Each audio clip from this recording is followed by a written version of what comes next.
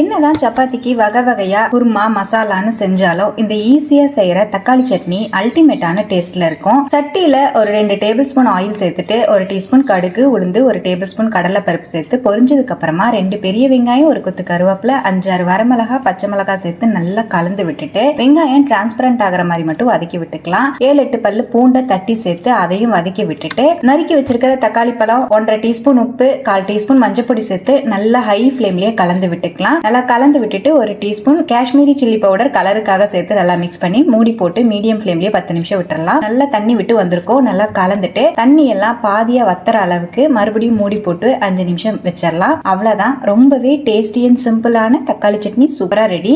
மல்லித்தலையை தூவி கலந்து விட்டுட்டு சுட சுட சப்பாத்தியோடவோ இட்லி தோசை சாதத்தோட வச்சு சாப்பிட்டு பாருங்க. செம்ம சூப்பரா இருக்கும். சப்பாத்திக்கு மட்டும் இல்ல, வெறும் சாதத்தோட வச்சு பரட்டி சாப்பிடவும் அல்டிமேட்டா இருக்கும். கண்டிப்பா இது போல சிம்பிளான தக்காளி சட்னி ட்ரை பண்ணி பார்த்து எப்படி வந்ததுன்னு கமெண்ட்ல ஷேர் பண்ணுங்க. தேங்க்யூ.